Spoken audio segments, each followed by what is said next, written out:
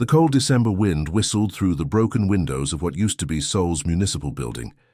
Inside, a makeshift courtroom had been set up using damaged desks and chairs salvaged from the rubble. The building still bore the scars of war. Bullet holes in the walls and chunks of concrete missing from the recent battles that had torn through the city. Judge Colonel Park Dong-min sat behind a wooden table that served as his bench. He was a tall, thin man with sharp eyes that seemed to look for guilt in everyone who stood before him. His military uniform was crisp despite the chaos around them, and his face showed no warmth or understanding.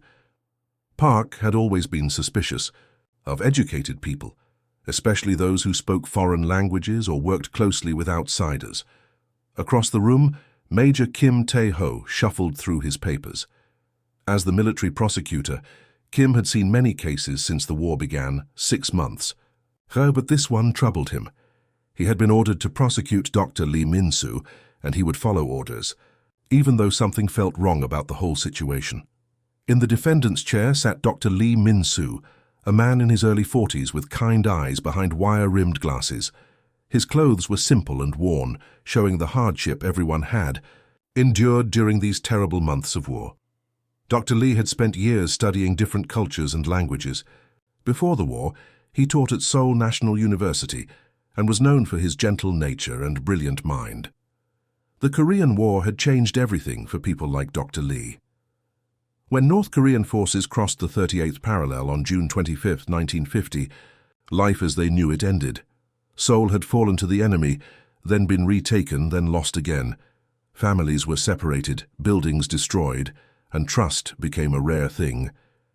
In such times, anyone who seemed different became suspect. Dr. Lee had been working with American forces as a cultural liaison. His job was to help the Americans understand Korean customs and sometimes to talk with prisoners from the other side. He spoke several languages, including Chinese, which made him valuable to the military. But in a time of war, being valuable could also make someone dangerous in the eyes of others. The charges against Dr. Lee came from reports that soldiers had seen him talking with Chinese prisoners. Some said he gave them food. Others claimed he spoke with them in their own language for long periods. In the fear and confusion of war, these actions looked suspicious to people who did not understand his real work. Judge Park cleared his throat. Han spoke in a harsh voice. Dr. Lee Min-soo, you stand before this military court accused of providing aid and comfort to enemy forces. The charges state that you have been seen multiple times speaking with captured Chinese soldiers, giving them food and medical supplies, and sharing information that could help the communist cause. Dr. Lee stood up slowly. His hands shook slightly, not from fear but from the cold that seemed to go through everything in the damaged building. He looked directly at Judge Park, his voice steady despite the serious situation. Your Honor, I plead not guilty to these charges. Major Kim stepped forward with his papers. Your Honor, we have 3 witnesses who saw the defendant speaking with Chinese prisoners in their native language. Private Jo Sung-ho observed Dr. Lee giving food rations to enemy captives on December 10th.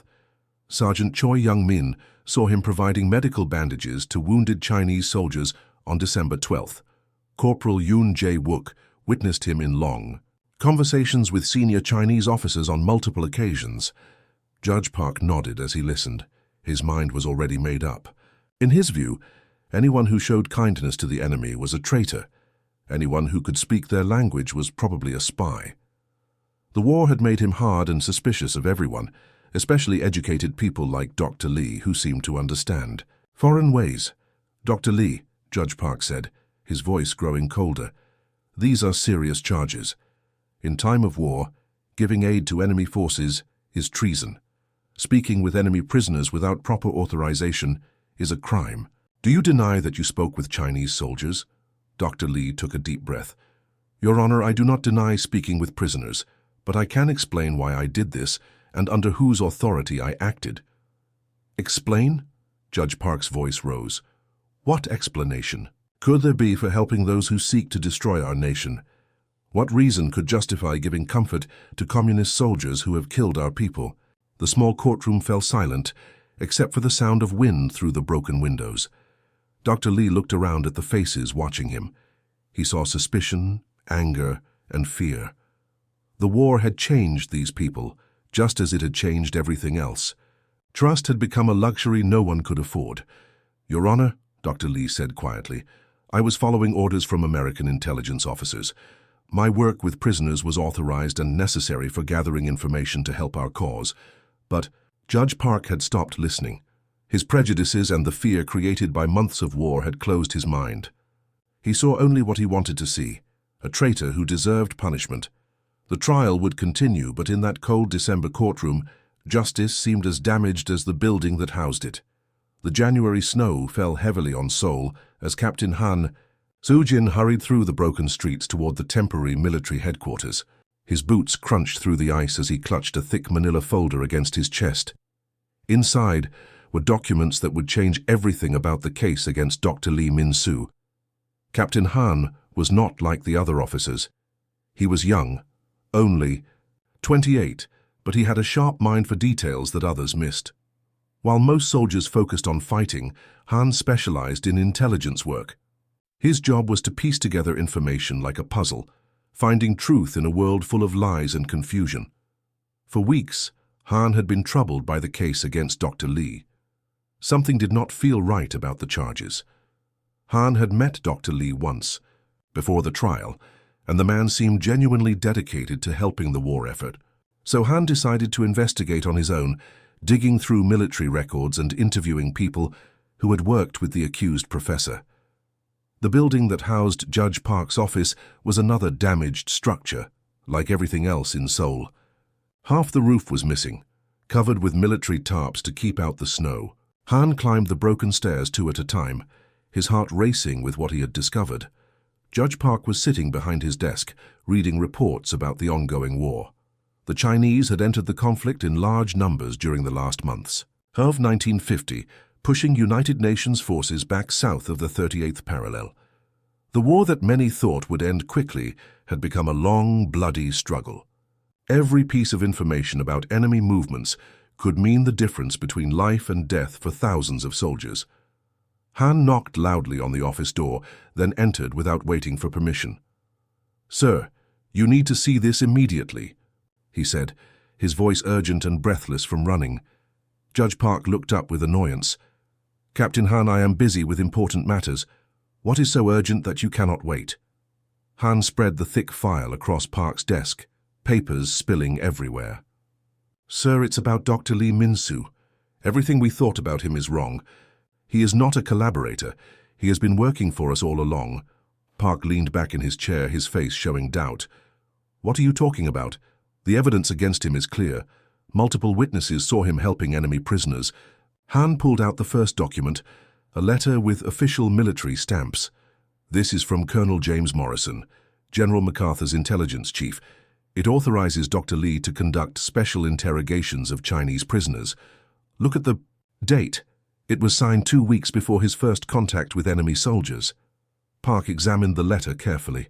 The official seals looked real, and he recognized Colonel Morrison's signature. But he was still not convinced. "Even if this is real, it does not explain why he gave them food and medical care." Han pulled out more papers, spreading them across the desk like pieces of evidence in a detective story. "Sir, Dr. Lee was not just talking to prisoners. He was conducting psychological operations. The food and medical supplies were part of a carefully planned strategy to gain their trust and make them talk." The next document Han showed was a detailed report written in Dr. Lee's careful handwriting. It described conversations with Chinese soldiers, their fears, their reasons for fighting, and most importantly, information about their military plans. The report was filled with technical details about Chinese army movements, supply lines, and battle strategies. "Look at this," Han said, pointing to a section of the report. Dr. Lee identified 3 major Chinese offensive plans for January 1951. He learned about them weeks before they happened. His information helped our forces prepare defensive positions that saved hundreds of lives. Judge Park's face began to change as he read the documents. The color drained from his cheeks, and his hands started to shake slightly. He was beginning to understand the terrible mistake he had made. Han continued explaining. "The Chinese soldiers trusted Dr. Lee because he spoke their language and treated them with respect. They did not realize he was gathering intelligence. They thought he was just a kind professor who felt sorry for them. But everything they told him went straight to our military commanders. Another document showed how Dr. Li's information had been used to predict Chinese attack patterns. His cultural understanding helped military leaders know how Chinese commanders would think and react in different situations. This knowledge had prevented several surprise attacks and saved countless American and South Korean lives. The medical supplies he gave to wounded prisoners, Han explained, that was also part of the plan. Injured soldiers are more likely to talk when someone shows them kindness. Dr. Li understood human nature better than any of our regular interrogators. Park sat in silence, staring at the pile of evidence on his desk. The truth was clear and undeniable. Dr. Li Min-soo was not a traitor or a collaborator. He was one of their most valuable intelligence assets, a man whose work had contributed significantly to the war effort. "My God," Park whispered, his voice barely audible. "What have I done?" Han nodded grimly. "Sir, Dr. Li has been sitting in prison for 3 weeks while his intelligence work stopped completely. Meanwhile, the Chinese have launched 2 surprise attacks that might have been prevented if he had been free to continue his interrogations." The weight of his error settled on Judge Park like a heavy stone. His prejudices and quick judgment had nearly destroyed an innocent man, and had actually harmed the war effort he thought he was protecting. The February morning was bitter cold as Judge Park walked through the heavily guarded entrance of General MacArthur's headquarters in Seoul. His stomach felt sick with worry about what he would learn in this meeting. 3 weeks had passed since Captain Han had shown him the truth about Dr. Li Min-soo, and now the highest military commanders wanted to discuss the case. The headquarters building was one of the few structures in Seoul that had been quickly repaired after the fighting. American engineers had worked day and night to make it suitable for the commanding general and his staff. Armed guards stood at every entrance, and military vehicles moved constantly in and out of the compound. Inside, the main conference room, Judge Park found himself sitting at a long wooden table across from people who held much more power than he did. Major Kim Tae-ho sat beside him, looking just as nervous. The prosecutor had learned about his mistake in charging Dr. Li, and now both men waited to face the consequences of their actions. Captain Han Soo-jin sat at the other end of the table with several high-ranking American officers. He had been invited because his investigation had uncovered the truth about Dr. Li's real work. Han looked calm, but Park could see the tension in his eyes. Everyone in the room knew that serious mistakes had been made. The door opened, and Colonel James Morrison entered carrying a thick folder marked with red stamps that meant top secret. Morrison was General MacArthur's chief intelligence officer, a man whose decisions affected the entire war effort. He was tall and serious, with gray hair and sharp blue eyes that seemed to see everything. Morrison sat down at the head of the table and opened his folder. "Gentlemen, we are here to discuss the case of Dr. Li Min-soo and the serious problems caused by his wrongful imprisonment. What I am about to tell you is classified information that must not leave this room." Park felt his heart beating faster. He knew that classified information meant Dr. Li's work was even more important than he had realized. Morrison pulled out the first document. "Dr. Li Min-soo has been working for American intelligence for over 8 months. His assignment was to conduct psychological operations against Chinese forces using his knowledge of their language and culture. His work has been some of the most valuable intelligence we have received during this war." The colonel spread several papers across the table. Park could see charts, maps, and detailed reports written in both English and Korean. The amount of information was overwhelming. "Let me explain exactly what Dr. Li accomplished before he was wrongfully arrested," Morrison continued. "First, he identified 12 key Chinese commanders by analyzing their cultural backgrounds and personal histories. This information helped us understand how they would make decisions in battle." Morrison pointed to a map showing Chinese positions along the front line. Dr. Li predicted the Chinese winter offensive in December by understanding their cultural approach to warfare. Chinese commanders often use strategies based on ancient military philosophy. Dr. Li knew these patterns and warned us 3 weeks before the attacks began. Major Kim leaned forward, his face pale. "Sir, are you saying that Dr. Lee's information saved lives?" "More than that," Morrison replied. "Our estimates show that Dr. Lee's intelligence work saved approximately 2,000 United Nations soldiers' lives. His predictions allowed us to move troops to better positions and prepare for attacks that would have been complete surprises." The colonel pulled out another set of documents. Dr. Lee also helped design propaganda leaflets that were dropped over Chinese positions. His understanding of their culture made these leaflets extremely effective. Many Chinese soldiers surrendered because of messages that spoke to their personal beliefs and fears. Park sat in stunned silence. Every word Morrison spoke made his mistake seem worse. He had not just wrongly accused an innocent man. He had damaged the war effort and put soldiers' lives at risk. Morrison continued reading from his reports. "Dr. Lee's method of gaining prisoners' trust through kindness was brilliant. Chinese soldiers told him things they would never tell harsh interrogators. They shared information about supply lines, troop movements, and battle plans because they believed he genuinely cared about their welfare." Captain Han spoke up. "Sir, what was Dr. Lee's most important contribution?" Morrison smiled slightly, the first time his serious expression had changed. He discovered that Chinese forces were planning a major offensive for late January. This information allowed us to reinforce our positions and call in air support. Without his warning, that attack could have broken our defensive line. The room fell quiet as everyone absorbed this information. Park realized that while Dr. Lee sat in prison, Chinese forces had indeed launched the predicted offensive. American and South Korean forces had been ready because of intelligence work that Dr. Lee had provided weeks earlier. "Gentlemen," Morrison said, closing his folder, "Dr. Lee Min-soo is not a traitor or a collaborator. He is a hero whose work has been essential to our war effort.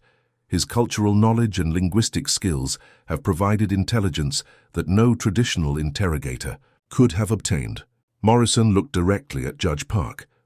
The charges against Dr. Lee were based on misunderstanding and prejudice. His apparent kindness to enemy prisoners was actually sophisticated psychological warfare.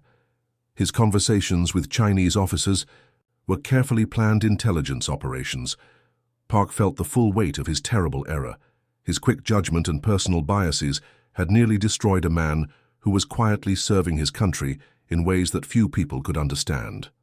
The Fu March Inyuntu. Sunshine felt warm on Dr. Lee Min-soo's face as he walked out of the military prison for the first time in 2 months. His clothes hung loose on his thin frame, and his hair had grown long and grey during his imprisonment. But his eyes still held the same kindness that had made Chinese prisoners trust him enough to share their secrets. The streets of Seoul were slowly coming back to life.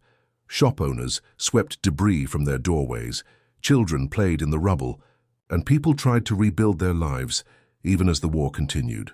But for Dr. Lee, freedom felt strange after weeks of confinement. He had been officially cleared of all charges, his academic credentials restored, and his military record marked as honorable service. Yet he knew that many people would always remember him as the professor who was arrested for helping the enemy. 3 days after his release, Dr. Lee received an unexpected visitor. Judge Park Dong-min stood at the door of the small apartment where Dr. Lee was staying. The judge looked older than his years, his face marked by worry and sleepless nights. He carried a simple wooden box in his hands. "Dr. Lee," Park said quietly, "may I come in? I need to speak with you." Dr. Lee stepped aside and gestured toward the only chair in the sparse room. "Of course, Judge Park. Please sit down." Park sat heavily, setting the wooden box on the small table between them. "I brought you something," he said. "Your personal belongings from the trial. Your glasses, your notebook, your father's watch. I wanted to return them personally." Dr. Lee nodded and carefully opened the box. Inside were the few items that had been taken from him during his arrest. He picked up his father's old pocket watch, running his fingers over the worn silver surface. "Dr. Lee," Park began, his voice shaking slightly, "I owe you an apology that no words can properly express. I made terrible assumptions about you. When I saw an educated man who spoke Chinese and showed kindness to enemy prisoners, I assumed the worst. I let my prejudices and fear cloud my judgment completely. Dr. Lee looked up from the watch. Judge Park, the war has changed all of us. It has made us suspicious of our neighbors, afraid of strangers, quick to see enemies everywhere.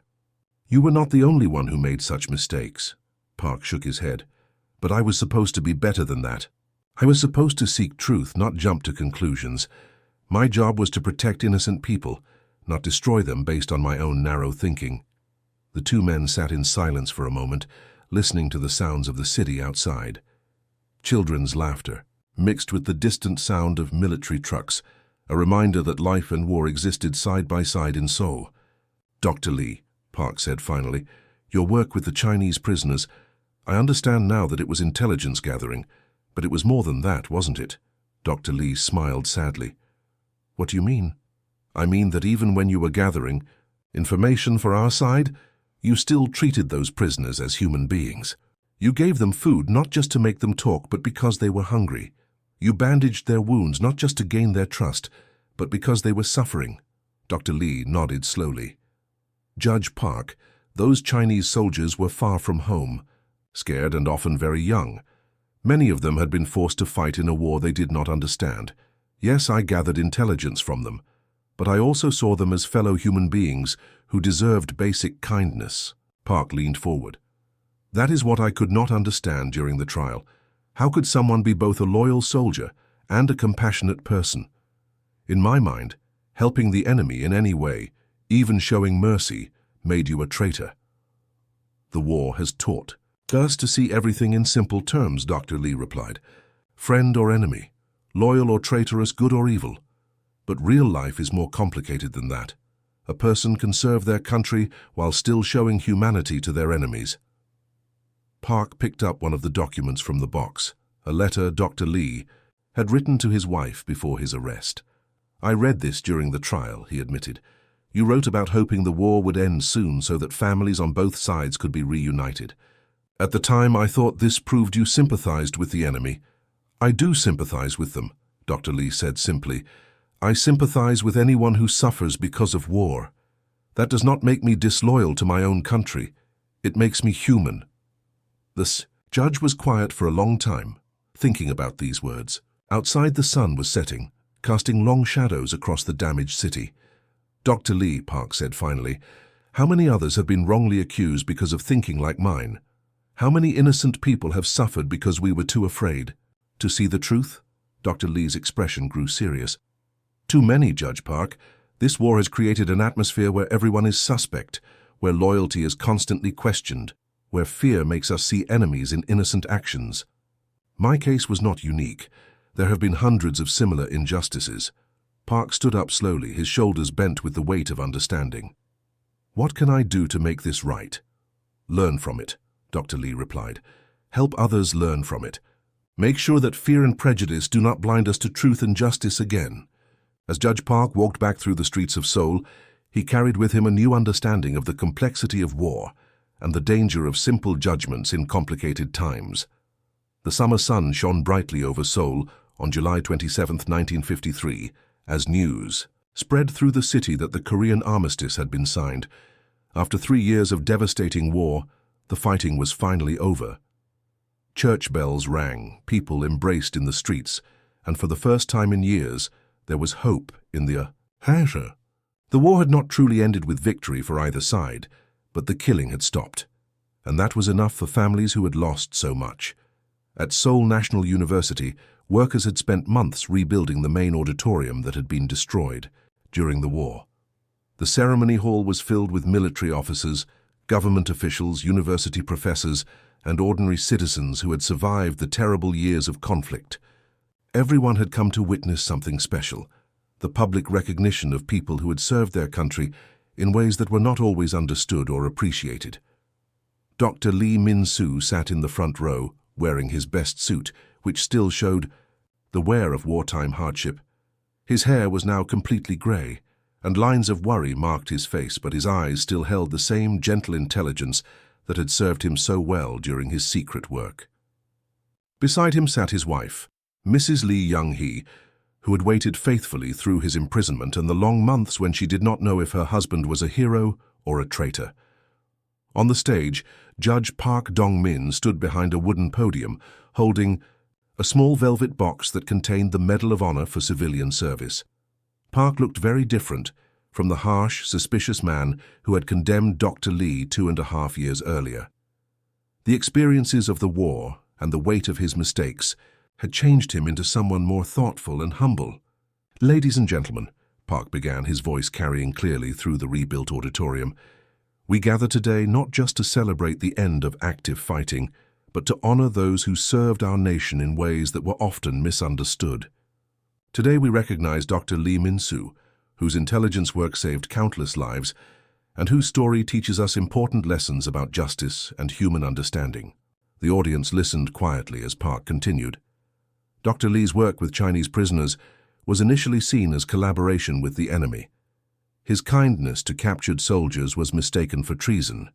His ability to speak their language and understand their culture was viewed with suspicion. "I'm ashamed to say that I was among those who made these terrible mistakes." Park paused, looking directly at Dr. Lee. "But the truth is that Dr. Lee's cultural knowledge and psychological insights provided some of the most valuable intelligence of the entire war. His methods of gaining prisoners' trust through compassion rather than force revealed enemy plans that saved approximately 2,000 United Nations soldiers' lives." A murmur went through the crowd as people realized the significance of what they were hearing. Many had heard rumors about Dr. Lee's case, but few knew the full story of his contributions. "Dr. Lee," Park continued, "your work demonstrated that understanding our enemy's culture and humanity was just as important as understanding their military tactics. You showed us that intelligence gathering could be conducted with honor and compassion, that we could learn from our enemies without becoming like them." Park opened the velvet box and held up the medal, a bronze star hanging from a ribbon of red, white, and blue. "It is my honor to present you with the Medal of Honor for civilian service in recognition of your exceptional contributions to the defense of the Republic of Korea."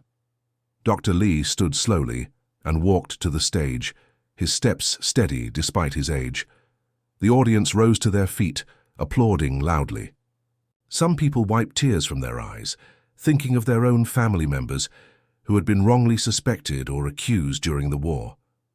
As Park placed the medal around Dr. Lee's neck, the two men looked at each other with mutual respect and understanding.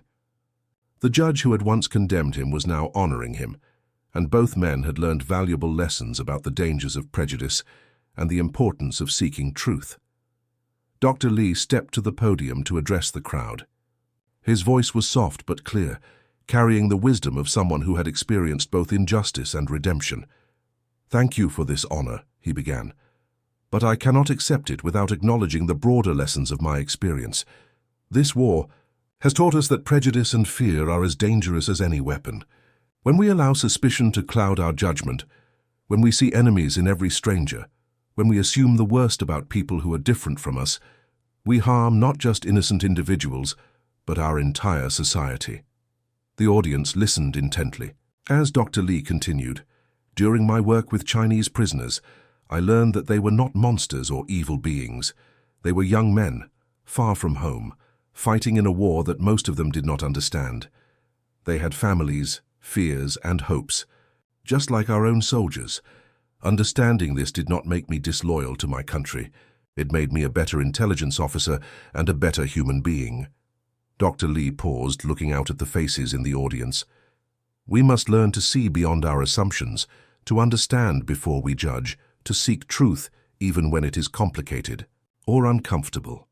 The real victory of this war will not be measured in territory gained or enemies defeated, but in whether we can build a society based on justice, understanding, and respect for human dignity." As Dr. Lee finished speaking, the entire auditorium erupted in sustained applause. His words had touched something deep in people who had lived through years of fear, suspicion, and division. The ceremony marked not just the end of the war, but the beginning of a new understanding about the importance of justice and the dangers of prejudice in times of crisis.